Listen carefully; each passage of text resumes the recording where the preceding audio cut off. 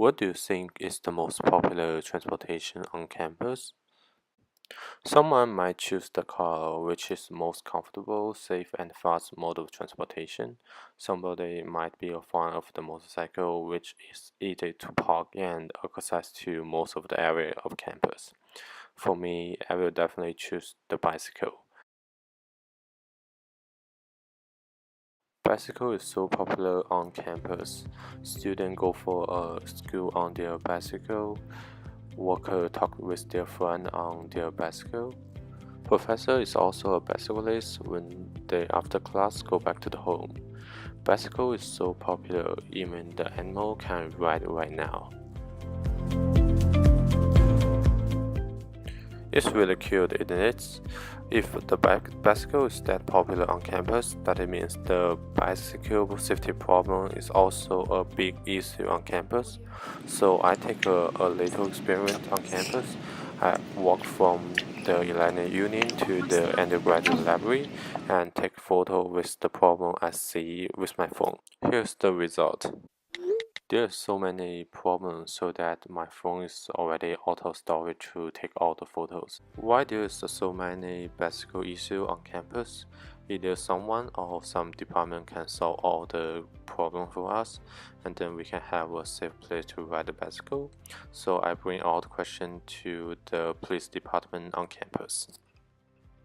The officer Crystal Hawk answered some questions for I'm a police officer at the me. University of Illinois Police Department, and I've been employed here since April of 1996. So I'm about to hit my 20th year here at the police department. Oh, bike safety problems. There are a lot of issues related to bicyclists and motorists and pedestrians. And it all boils down basically to sharing the roads and sidewalks. Bicyclists have to operate their bicycles lawfully, within the realm of the legal constraints, and they have to share with motorists, they have to share with pedestrians, motorists have to share with everybody, and pedestrians have to share with everybody. If you're riding on the street, you have to act as if you're driving a car. All of the same traffic laws apply to a bicyclist on a street as they would to a car. So riding the right direction in the lane, not going the wrong way on a one-way street, stopping at stop signs, stopping at red lights, signaling turns or intended changes in your path. Those things are stuff that have to be done when you're riding. You shouldn't wear earbuds in or headphones because you can't do that when you're driving a car either. If you're riding on the sidewalk, you're considered a pedestrian and you have to obey the same pedestrian laws that someone walking along would. That means paying attention to the walk and don't walk signs. The bicyclist also has the additional responsibility of yielding to pedestrians on the sidewalk. So if you're riding along and someone steps out in front of you, you're required to stop and yield to that person. Riding on the sidewalk puts the bicyclist at a big disadvantage. And it's actually safer to ride legally on the streets than to ride on the sidewalks. Bike lanes are an accommodation that have a lot of controversy attached to them. My personal philosophy is that you should ride in the road like you're a car. Okay? And there's nothing at all wrong with riding down Green Street just in your lane. There's room for cars to go around if they want to. If there's something that's blocking the turn lane or something, the bicyclist can ride in the middle of the lane. It's called taking the lane, and they can make that lane for them.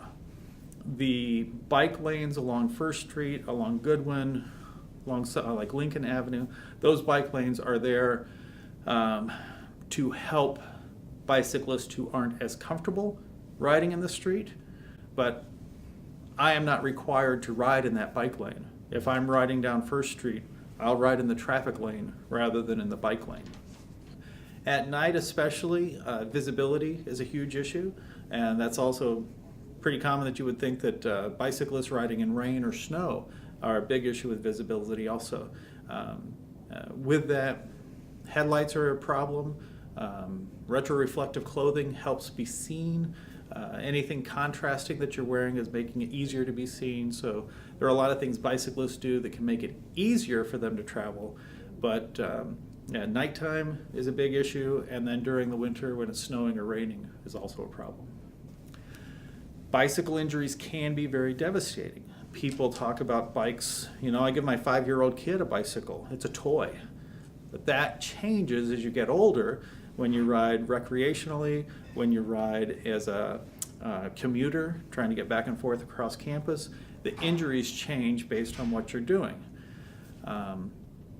People get hurt typically because 1 or 2 or more people make mistakes while the bicyclist is riding.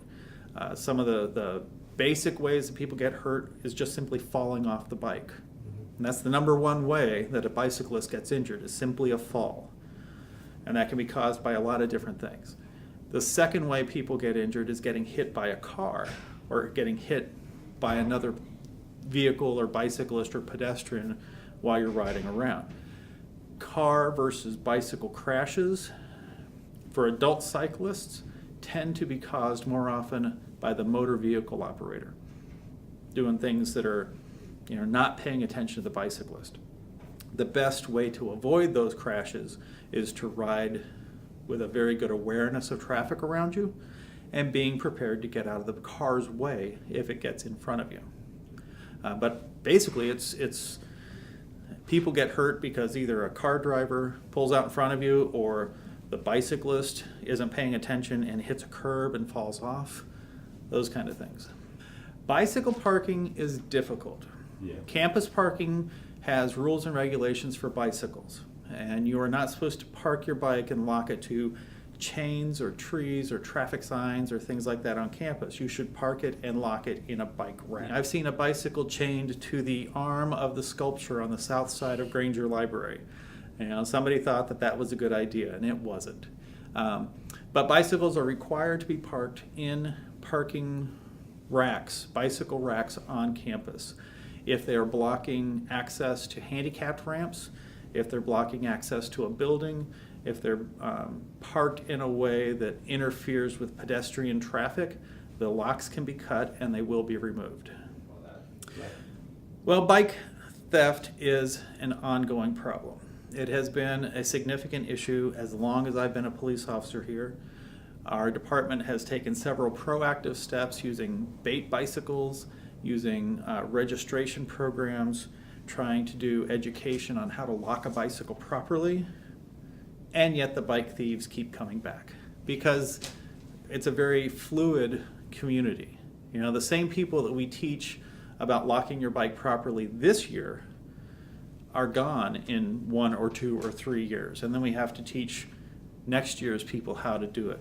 And if we don't keep that cycle going, or if people don't listen to the message, then bikes are locked improperly or cheap locks are used, and then you have kids constantly coming in who are either vandals, they just want to trash a bike, or they steal one because it's handy, ride it a couple blocks and dump it. And then see, there's a lot of issues there, but bicycle theft is a problem. The number one best way to avoid it is to get a good lock and use it properly when you're riding. We have, like I said, bait bicycle programs where we'll stick a bicycle out that's relatively nice and have either a cheap lock on it or no lock, and then we'll have officers in the area who are just watching that bicycle. Somebody comes along and gets on it, starts to ride away, boom, you get them. Just 3 weeks ago, it was before Thanksgiving break, one of our officers in the middle of the night was watching some suspicious people on the quad and caught 3 bicycle thieves in the act. And caught all 3 of them. They didn't happen to be students. They were young people from the area that came here to steal a bike. But we recovered 3 stolen bicycles and the bike that was being stolen at the time. So yes, we do catch them. Sometimes it's luck, sometimes it's by design. But we don't catch everyone. One big issue we have with prosecuting bike thefts is not knowing the owner of the bicycle. And that's where registration comes in. Okay, if your bicycle is registered, we can contact you and say, did you tell Bob Smith he could take your bike? No, I don't know Bob Smith. Great, then we have a victim and we have the thief. Many times we'll catch people that are carrying around 2 or 3 bicycles, have obviously stolen them, but we have no way of knowing who the owner is, so we can't prosecute those people for theft. But if they're caught, if we identify the owners, then it becomes an issue for the court system. They could either be put in jail for a year, put in prison for a couple years, put on probation. It just depends on what the court system and prosecutors do. The best suggestion I can give is to ride your bike. At the end, the officer Hawk gave us a lot of good advice about how to ride safely. Basically, what he wants to say is that to be careful when you riding is the best way to protect yourself.